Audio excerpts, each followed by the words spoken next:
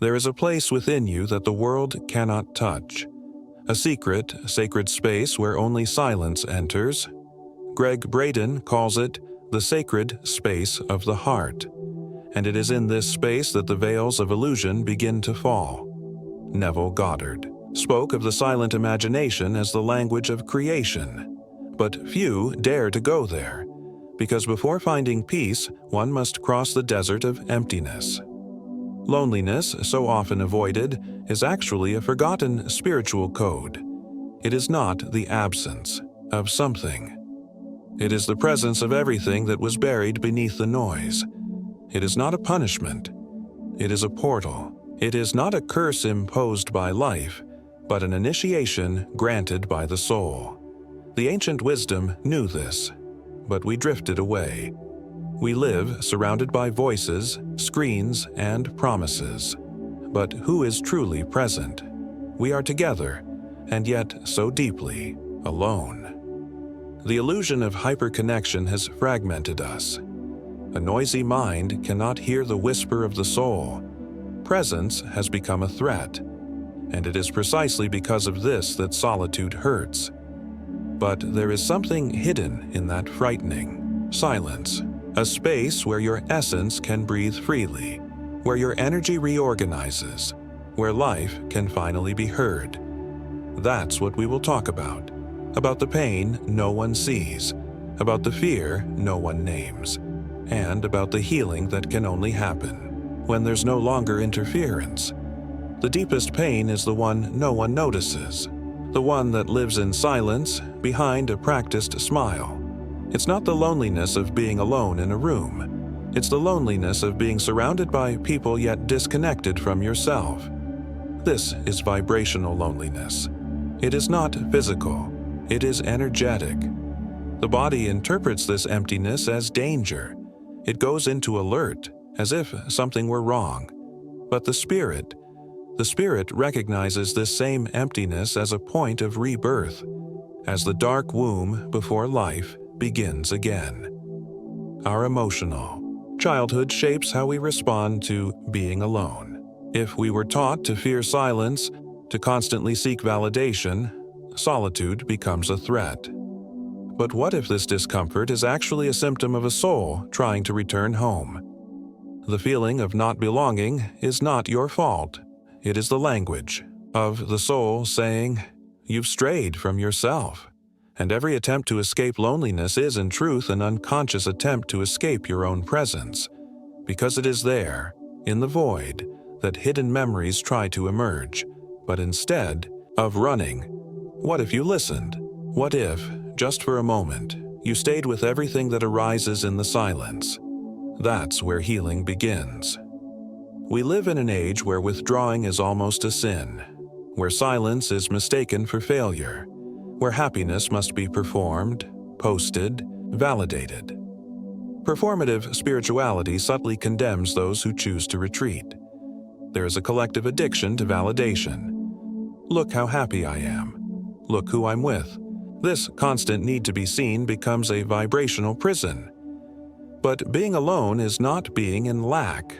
Sometimes it is being in overflow, of awareness, of energy, of clarity. Conscious solitude is not isolation, it is medicine. It is the moment when you stop negotiating your presence to fit into someone else's mold. Being in spaces that don't reflect your truth erodes your energy. Your vibrational field starts to adapt, to distort, to mold itself just to survive. But survival is not life, and healing doesn't happen in the crowd. It begins in the sacred space of being with yourself. Gregg Braden reminds us of the Himalayan monks who spend years in silence, not to escape the world, but to rediscover their true frequency. Because silence does not erase identity, it reveals essence. When the mind no longer needs to fill every second with words, coherence begins to rise. The heart, with its own electromagnetic field, comes into alignment. Energy stabilizes. The noise dissolves, and something within you begins to awaken. It is a paradox. By withdrawing, you expand. By silencing, you begin to vibrate higher. By stepping away, you become more magnetic. What once had to be forced, attention, love, recognition, now starts to arrive on its own. The frequency of your soul begins to call back everything that is coherent with it. No effort, no masks, no bargaining. Imagine spending 3 days without social or digital stimulation. 3 days where you don't consume information. You listen inward, where the mind turns off the noise and the body finally breathes in peace. This is vibrational fasting, a simple yet profound practice. A conscious disconnection that allows your energetic field to recalibrate. The body is a spiritual antenna. It feels before it understands. And in silence, it starts to emit signals that had long been buried. During those days, observe vivid dreams, repressed emotions rising, unexplained clarity. It's the soul speaking, now that it finally has room to be heard. Even in a busy life, it is possible to create this sacred time.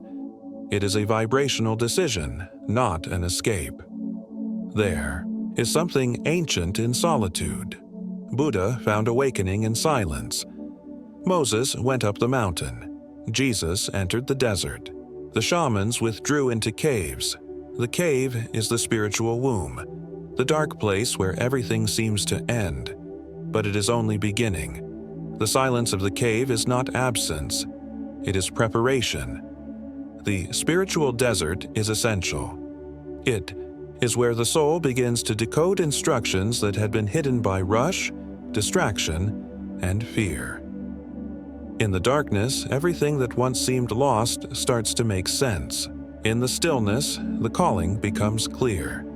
There is danger in trying to return to the world too soon, like a butterfly forced out of its cocoon before its wings are ready.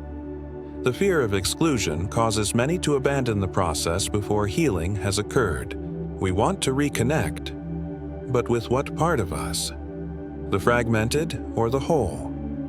Connecting with others to avoid ourselves is not healing. It might look like relief, but it is only distraction. Your energy knows when it's ready. Before that, any return will be unstable. Notice the signs: social anxiety, craving approval, persistent unease. If these are present, maybe there is still a call to retreat. Gregg Braden speaks of the field of infinite possibilities that responds not to urgency, not to emotional noise, but to coherence. Solitude creates that field, a space where the mind enters a state of pure creation. No comparison, no distraction, no interference.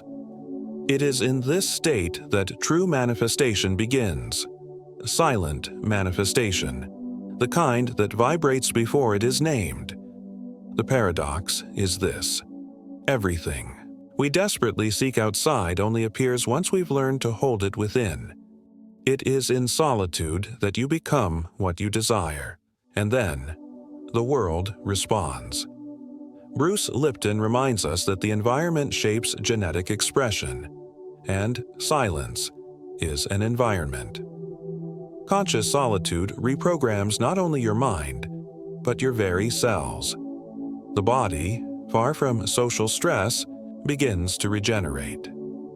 Joe Dispenza teaches that deep meditative states activate neuroplasticity, and silence amplifies this process. Solitude heals what you didn't even know was sabotaging your frequency. It releases trapped emotional memories, awakens forgotten intuition, and activates a new vibrational identity. After the crossing, you don't return the same.